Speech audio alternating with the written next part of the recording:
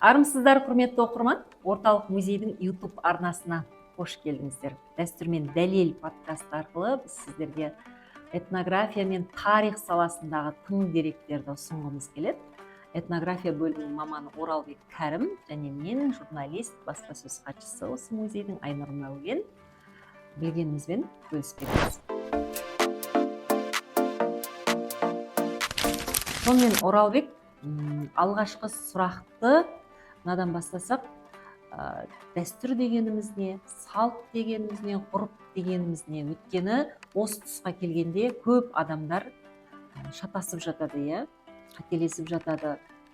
Енді болашақ этнограф ретінде, тарих саласына қызығушылық танытып жүрген маман ретінде сен осының ара жігін ажыратып көрші. Әрине, бұл сұрақ енді қазіргі таңда өте өзекті мәселе. Қазір енді өзіңіз көріп жатқан шығарсыз. Әлеуметтік желіде әрқайсысы өздерінің дәстүрлерін айтып, бұл қазақтікі, бұл қазақтікі емес деп ондай әлеуметтік желідегі комментарийлерде таласып жатады ғой. Енді бұл жердегі негізінен дәстүр дегенге тоқталатын болсақ, бұл жалпы қазаққа, халқына ортақ, жалпы оның мазмұны, мәні бір. Барлық аймаққа ортақ.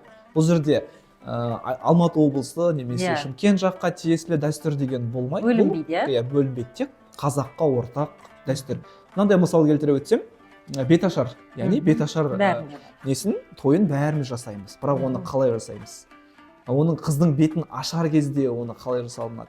Ол мысалға өзім Шымкенттің тумасы болғандықтан бір жақта оқтаумен ашып жатады, енесі оқтау ұсынып жатады келініне, ал кей аймақтарда қамшымен ашып жатады. Яғни бұл өздеріне тән салт.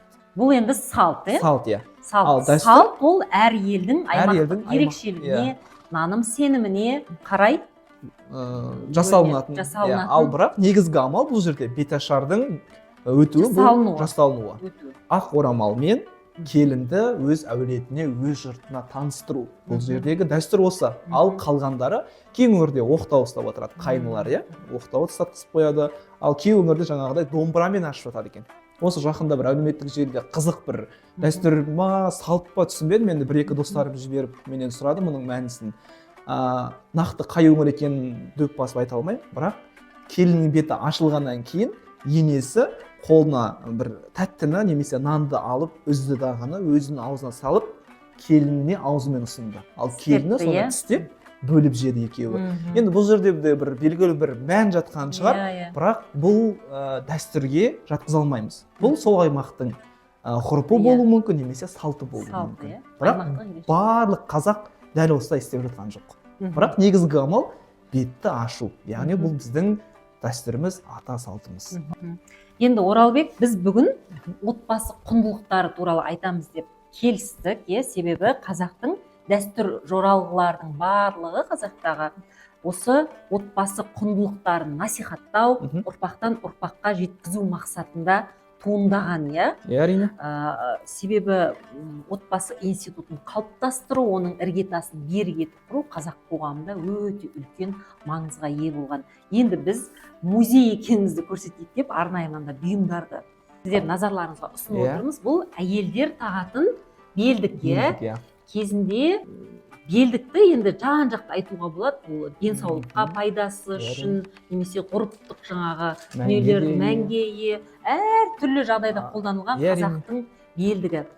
Қазақ қоғамында жалпы қыздарға міндетті түрде белдік тақтырған, олардың қызға бөлек, бала босанған әйелге бөлек, белі қатайсын деп. Ал қыздарға не үшін таққан дегенде, оның да өзіндік мәні бар. Белдігін жоғалтқан қыз, ол арын жоғалтқан қыз деп айтқан. Осы төңіректе ашып айтып берші. Өте дұрыс айтасыз, Айнұр ханым.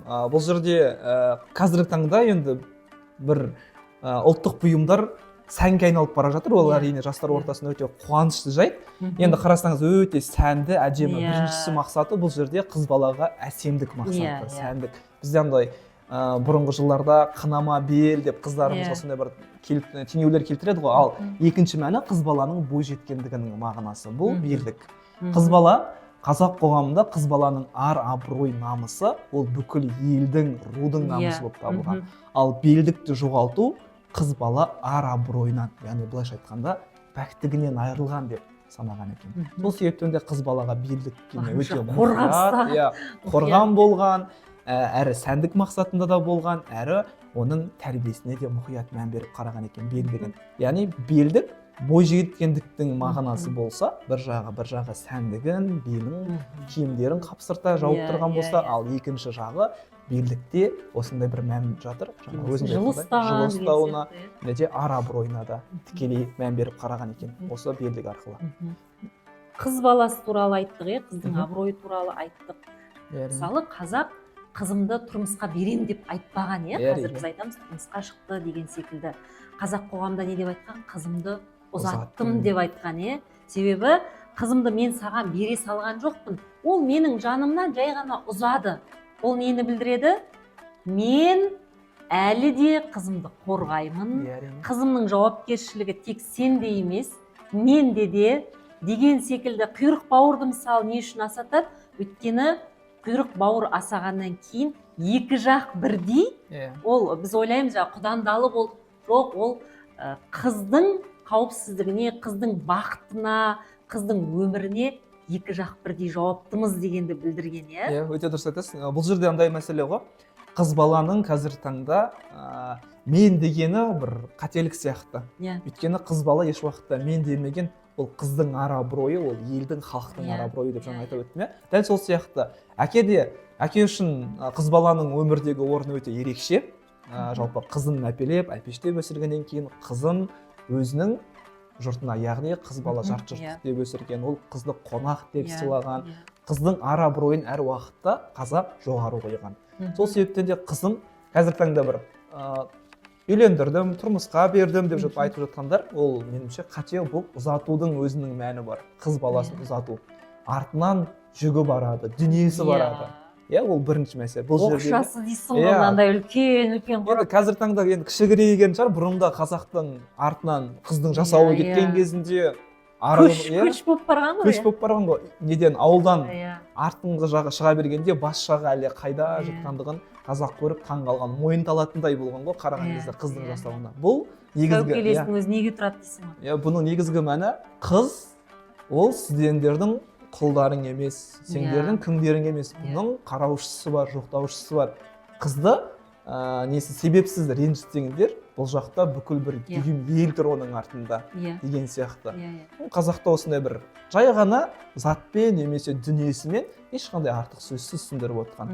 Сәукелесінің өзінде де 500 жылқыға татитын сәукеленің құнына теңестірілген. Яғни қазір таңда біз қалың малды біз қыздың дүниесіне қосылатын зат ретінде қараймыз ғой. Негізінен қазақ қыз бала дүниеге келгеннен бастап оған жүгін жинаған, жасауын жинаққа бастаған.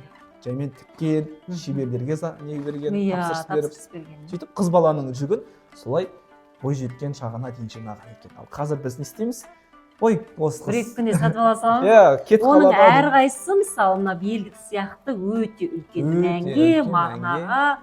Мысалы, жүзік сыйлайтын болса, отау жүзіге, отау жүзіктің өзі қанша элементтен жасалады. Және ол отбасының іргетасының берік болуын жаңағыдай меңзейтіндей, ырымдайтындай мән мағынада жасалған. Негізі қыз балалар қазір таңда енді өзімізде жаспыз, көріп жатырық қой енді. Бірақ қыз баланың бұрынғы таңдағы мен қазіргі таңдағы бір қадір қасиетімен бір қоғамдағы бір орны түсе бастаған сияқты. Әлде басқаша өзгерген. Енді бұл жердегі негізгі мәселе ол ата-анаға құрмет. Енді бұл жерде қазақтың қоғамында, қазақ қоғамында ата-ананың ұрпақ алдындағы парызы бар. Ұрпақтың ата-ана алдындағы парызы бар. Ең бірінші ата-ананың парызы дұрыс ат қою, тәлім тәрбие беру, және де ана тілін құрметтетіп, ана тілін үйреткізу. Осы негізгі бастапқы мәселесі. Кейін жаңағыдай өнер, ғылым, білім кете береді. Ұрпақтың да дәл солай ата-ананың алдында парызы бар. Оны сыйлауы, оған құрмет көрсетуі. Мысалы, бұрын ауылда айтып отыратын пәленшенің қызының артынан көрпе төсек келмепті.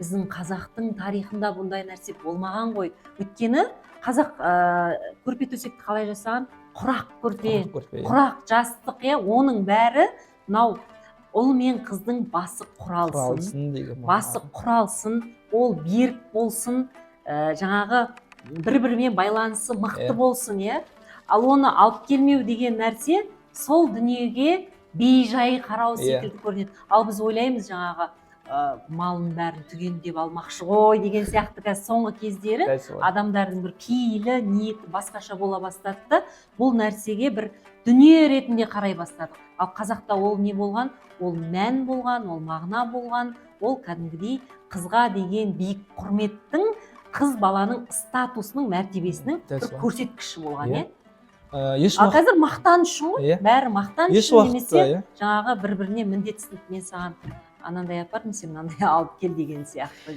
Қазақ еш уақытта бір дүниені бір жай әшейін жасамаған ғой. Қазір біз айтамыз ғой, не үшін жасап жатсың? Жай әшейін деп айтылады ғой. Ұстауға болмайды. Сол сияқты ғой. Еш уақытта бір нәрсені жұп-жұпмен мән мағынасы жасамаған. Жаңа айтып жатқансыз, көрпенің өзінде жұп-жұп қылып жасайды ғой. Жұп-жұп жасаған. Тіккен, жұп-жұп қылып неғылған, өзінің атауларымен, өзінің анасы өзі құраған деген сияқты. Дұғасын қосқан ғой былай айтқан кезде. Қазір не істейді? Біреу жасап береді. Біреу шеберлер тігіп береді. Ал ол кезде анасы құрақ құрап, әр құрақты құраған сайын оған дұғасын, тілегін айтып отырған. Соның арқасында бұрынғы ата-әжелеріміз өте бір бақытты өмір сүрген сияқты, қос-қосынан ұл тауып, өздерінің аналық бейнелерін. Қандай қиын дәуірде де олар жаңағы гуманды, терең ойлы, мағыналы қоғам қалыптастырған. Бұл жерде тағы бір айта кететін дүние жаңағы ғой, қыз бала мен ұл баланың айырмашылығына келетін болсақ, кіндігінің өзі. Кіндік кескен жердің кезінде қыз баланың кіндігін әр уақытта төрге көмген. Тереңірек қазып төрге көмген. Ал ұл баланыкін босағаға қарай кеткен. Осыдан ақ біз қыз баланың қазақ қоғамындағы орнын білсек болады. Қыз бала, сіз қартайған шағыңызда да сіз өзіңіздің жұртыңызға, төркінізге барсаңыз, сіз қызсыз. Мынандай ырым жөн жоралғы бар екен. Оралбек, сен естідің бе, естімедің бе? Менің бір ағайын ағам, атын ұмытып қалғанымды қарашы, бір дәстүр жоралғы жасайын деп жатыр екен. Өзінің қарындасын үйіне шақырғалы жатыр екен. Оны жай шақырғалы жатқан жоқ. Кезінде байырғы қазақ қоғамында қыз тұрмысқа шығып кеткеннен кейін балалы болады, үбірлі-шүбірлі болады, немерелі болады. Одан кейін арнайы қыз шақыру деген ырым болады екен. Ол жерде қыз өзінің көшімен келеді кәдімгідей. Мен міне өстім, өндім, осындай дәрежеге жеттім деп бала шағасымен түйесін ауылға жақындаған кезде шөптіреді екен. Сол жерде ағайын туыстары оның алдынан күтіп алады екен. Оған жаңағы жабатындарын жауып, жөн жоралғысын жасап, қызды бүкіл ағайын туыстарымен бірге кәдімгідей үлкен бір жөн жоралғымен күтеді екен. Естуің бар ма, Оралбек? Естуім бар. Жалпы негізі бұл қазақта бір төркіндеу деген сияқты. Төркіндеу, міне, төркіндеу дәстүрі. Ол енді былай төркіндеп бара береміз ғой, бірақ шын мәнінде белгілі бір жасқа жеткен кезде әйел өзінің ана деген статус деп жатамыз ғой, әже деген статусқа ие болған кезде өзінің мәртебелі бейнесін, міне мен сендерден ұзадым, өстім, өндім, міне сендерге осылай болып келіп тұрмын деп. Осы бойынша мынандай салт бар, түйемұрындық деген салт бар қазақта. Түйемұрындық салты бұл жерде әкесі боталаған түйені қызының көшінің алдына қосып жібереді екен. Қыз бала көшпен кетеді жасауына. Алдында сол жаңағы әкесі сыйлаған, боталаған түйе көшті басап барады. Мұрындықтағы. Сосын арада бір еліне барып, жаңа тура сіз айтқандай, сол жақта балалы болып, бірнеше жыл өткеннен кейін дәл сол қызы өзінің әкесіне оралған кезінде, балалы болып оралған кезінде бәсіреге, нағашы жағы сол жиеніне келген баласына бәлгі боталаған түйенің ботасын қосып береді екен. Яғни осындай ырым бар. Сіз өз түйеңізді алып кеттіңіз, ал енді балаңызбен келдіңіз ғой нағашыға таныстыруға. Сол кезде алғаш келген кезде бәсіреге сол боталаған ботасын түйенің сыйға берген екен. Төркіндеп келудің негізгі мағынасы осылай болған. Енді мына нәрсені айтсақ, қазақ қызын ұзатады дедік, оның ары мен абыройы, оның бақыты, оның қауіпсіздігі ол екі жаққа да бірдей, екі жақтың да жауапкершілігінде, екі жақта оған мүдделі деп айттық. Енді мынандай нәрсе бар, мысалы әйел әлсіз болуы мүмкін, өзінің арын қорғай алмауы мүмкін, немесе бір қателіктер, күнәлар жасап қоюы мүмкін.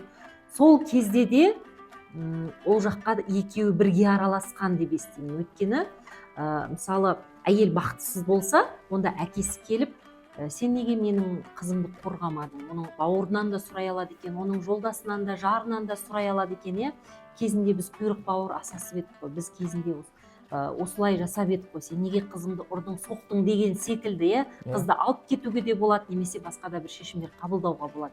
Ал қыз жолдан тайған кезде, немесе арынан жаңағы өзінің арын жоғалтқан кезде, немесе басқа да отбасында жағдайлар болған кезде, онда да билікті екі жақты болып жаңағыдай шешім қабылдаған екен. Иә, сол секілді қазақ қоғамында қара қыз деген түсінік бар дейсіз. Иә, осы екі дүниені білесің ба? Бұл жердегі негізгі мән былай айтсақ болады, қыз баланың абыройы әрқашан жоғары. Сол себептен де ол сұраусыз емес, оның сұрайтын артынан елі бар. Кез келген халықтың, кез келген ел қызының хал жағдайын сұрайды, оның тұрмысын, салтысын сұрайды. Яғни бұл жерде қызда бір мәселе туындаса, екі жақ келісімге келе отырып барынша шешуге тырысқан. Ал енді жаңа қара қыз мәселесіне туындайтын тоқталатын болсақ, қара қыз, яғни бұл жердегі негізгі мән оның түсінің қаралығында немесе қара болғандығында емес, оның ар абыройына тікелей байланысты. Қазақ қоғамындағы қара қыз, яғни жүзі қара деп жатады ғой қазақта. Ер адам мысалға кімнің Қыз Жібекпен төлегенде, Бекежан төлегенде өлтіргенде жүзі қара деп жүзіне түкіріп кемпіле, сол сияқты бұл жерде де дәл сондай мағына, қыз бала өзінің ар абыройын жоғалтқан кезінде. Яғни оған қара қыз деген ат тағып айдар қойған дейсіз. Иә, айдар қойған. Және ол кезде бір жөн жоралғылар, немесе бір шешімдер болған, оның біреуі төрелік айтқан, ал қыз балаға негізінен бұл жерде ар тазалығына не берген, мүмкіндік берген. Яғни бітті, ол осыдан кейін кесіп пісіп, ол қыз жүзі қара болды, ол қара қыз ар абыройынан айырылған деп ол қоғам былай шығарып, оны мазақтамайды. Оған мүмкіндік берген, ар тазалығын мүмкіндік берген кезде көбіне, мысалы біз айтамыз, ол қазақ қоғамында әлеуметтік теңсіздік болды. Қазақ қыздарын шалға ұзатты, анаған бере салды, ана байға бере салды. Шын мәнінде кейде айтады, осындай қара қыз деген ат қойып айдар таңылған қызды сондай жасы үлкен кісілерге беру арқылы да, немесе өзі қаламаған адамға беру арқылы да мүмкін жазалаған, мүмкін оған екінші мүмкіндік берді. Дәл солай.